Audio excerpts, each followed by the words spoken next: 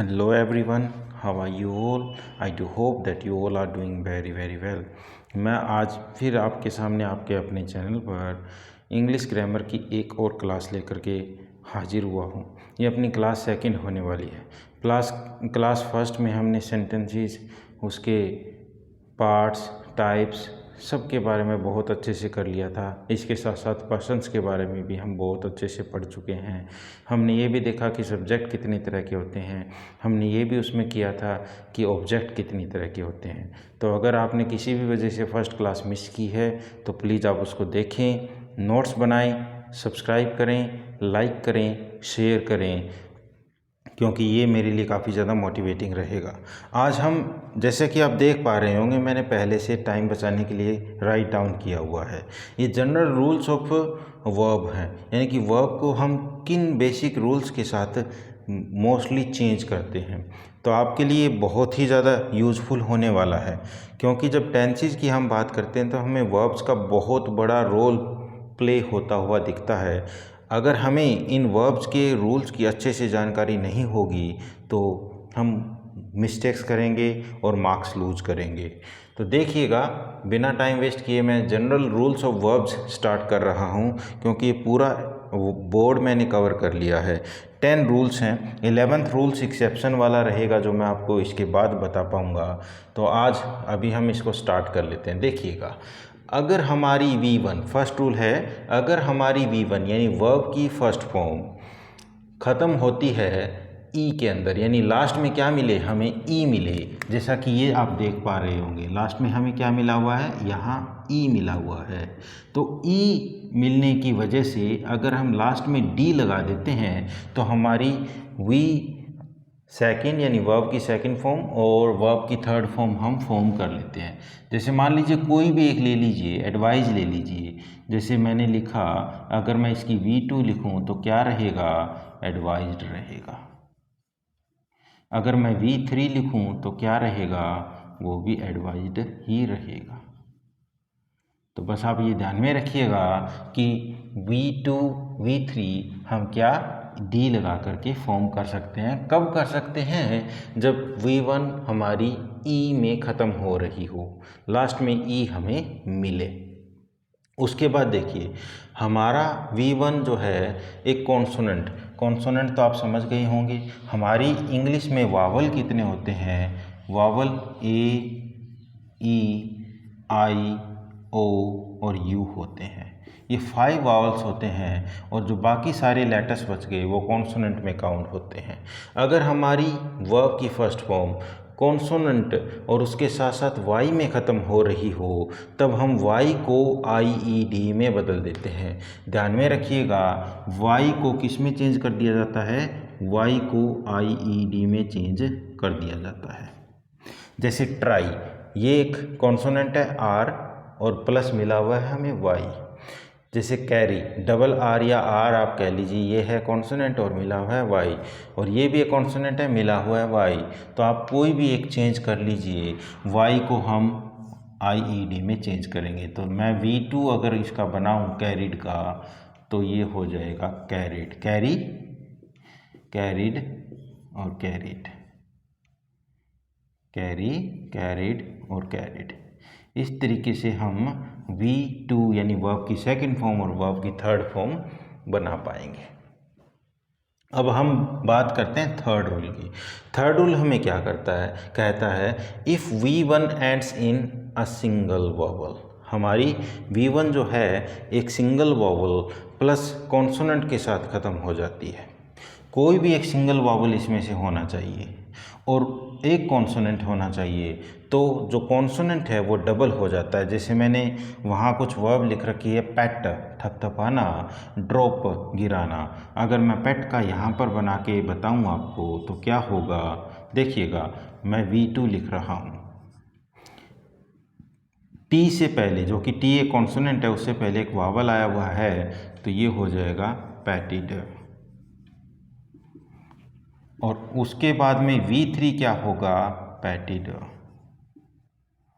तो ये ध्यान में रखिएगा, ये पैटिड पैटिड हो गया, यानी अगर मैं पैट V1 लेता हूँ। उसके बाद में देखिए, अगर मैं V1 ड्रॉप लेता हूँ, V1 ड्रॉप लेता हूँ तो V2 अपनी हो जाएगी ड्रॉप्ड, यानी P जो है वो डबल हो जाएगा, जैसे उसमें T डबल हुआ था, ये ड्रॉप्ड हो जाएगा। तो उम्मीद करता हूँ यहाँ तक आपको समझ में आ गया होगा। उसके बाद में देखिए फोर्थ रूल, ध्यान से देखिए, अगर हमारी V1 ख़त्म होती है एक वावल प्लस आई के साथ, अगर एक वावल हो और उसके बाद में वाई हो, वावल प्लस वाई हो, तो हमारी जो वर्ब की फॉर्म है वो ईडी लगाने से चेंज हो जाती है। जैसे इंजॉय ले लीजिए, इंजॉय का जब आप देखोगे तो ये ओ है और ये अपना वाई है, यहाँ पर वावल है, ये अपना वाई है, यहाँ पर ए है और ये अपना वावल है। तो इसको हम कैसे चेंज करेंगे, जैसे मान लीजिए हमने इंजॉय लिखा तो हमारा रहेगा इंजॉयड एंड इंजॉयड, ये हमारी V2 रहेगी और V3 हमारी रहेगी इंजॉयड।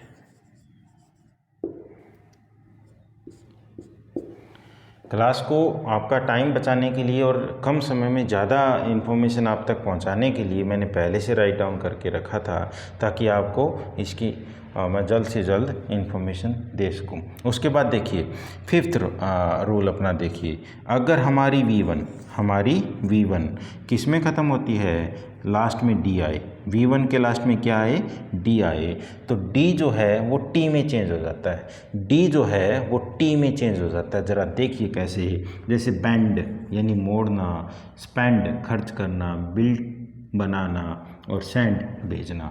आप कोई भी एक वर्ब ले लीजिए जिसको हम चेंज कर दें, मान लीजिए बैंड ले लिया, तो इसको मैं देखिए लास्ट वाला जो डी है इसको किस में चेंज कर दूंगा, इसको मैं टी में चेंज कर दूंगा, और ये मेरा हो गया V2, और इसको फिर आगे मैं किस में चेंज कर दूंगा, इसको भी मैं टी में चेंज कर दूंगा, यानी ये मेरा हो गया V3। तो आप बस ध्यान में रखिएगा, उसी के अकॉर्डिंग क्या हो जाएगा, मैंने बिल्ड का फॉर्म बना दिया, मैं बैंड का भी बता देता हूँ। चलो आपको बैंड का देख लीजिए, बैंट रहेगा, यानी यहाँ लिख देता हूँ, बैंड का फॉर्म मैं यहाँ लिख रहा हूँ, ज़रा देख लीजिए, बैंट और बैंट रहेगा, ये मेरा V2 रहेगा, ये मेरा V3 रहेगा। तो उम्मीद करता हूँ ये आपको समझ में आया होगा। फिर स्पेंट होगा,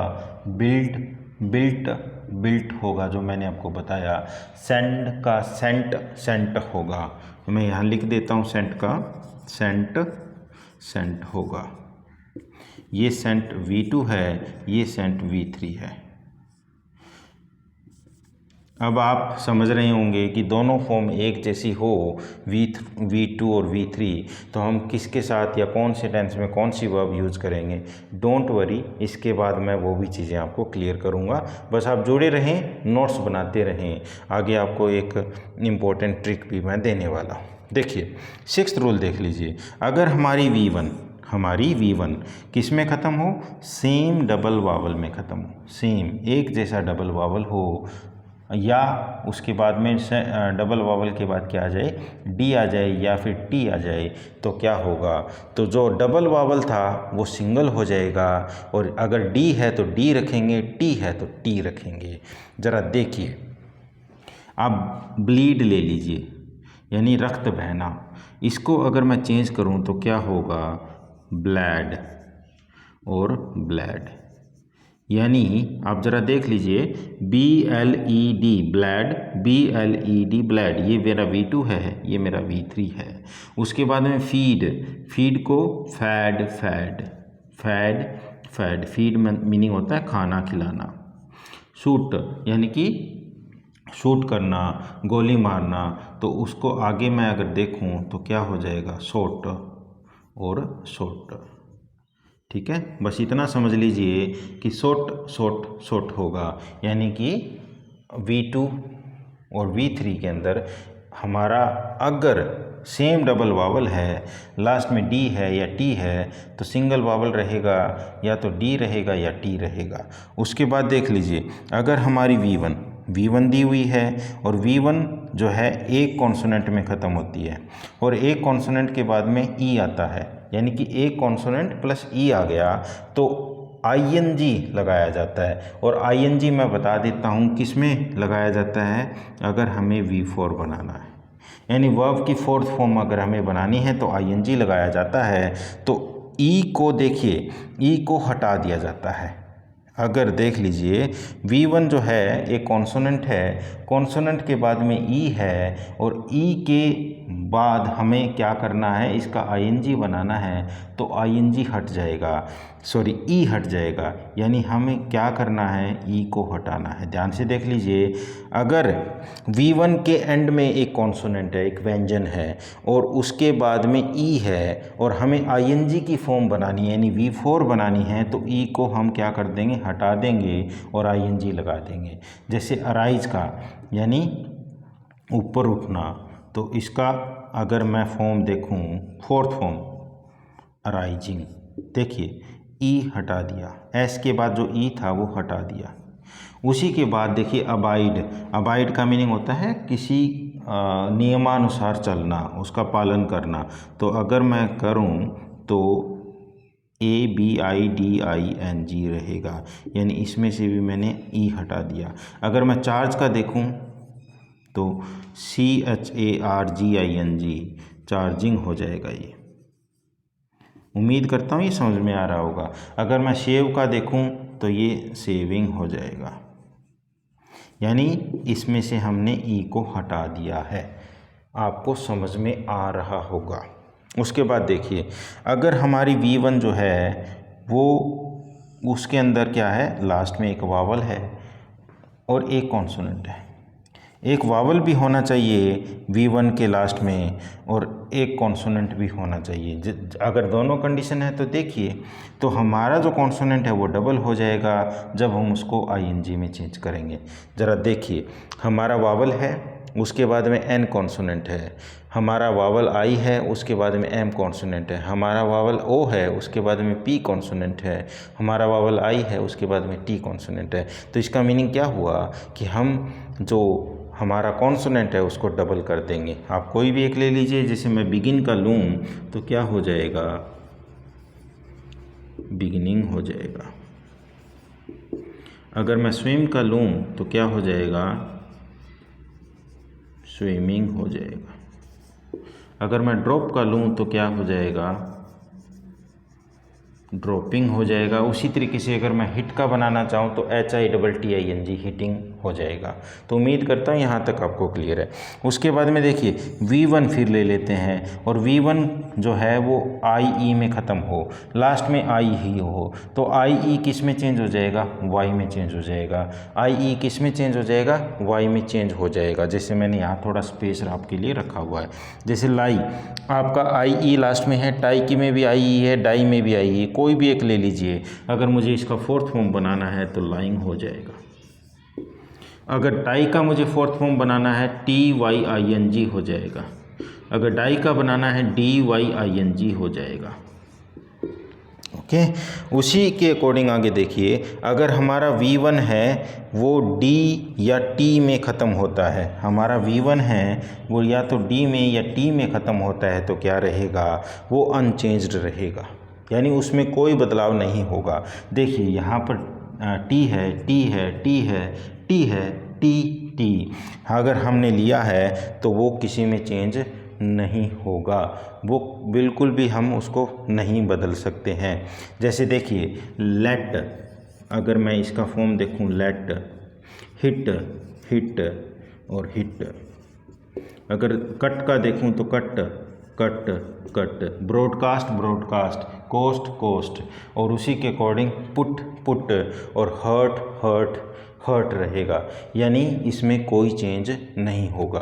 तो ये मैंने आपको अभी तक 10 रूल्स बताए हैं, आपने उम्मीद करता हूँ नोट्स बना लिए होंगे, क्योंकि ये चीज़ें कुछ समझने वाली है और कुछ आपको याद रखने वाली है, जिनको आप एज इट इज़ अपने जब टेंसेस की एक्सरसाइज सोल्व करेंगे तो उसको अप्लाई करेंगे, क्योंकि practice makes a man perfect. Practice makes a man perfect. तो आप जितनी प्रैक्टिस कीजिएगा उतने ज़्यादा परफेक्शन को आप हासिल कर पाएंगे। तो आप प्रैक्टिस कीजिए।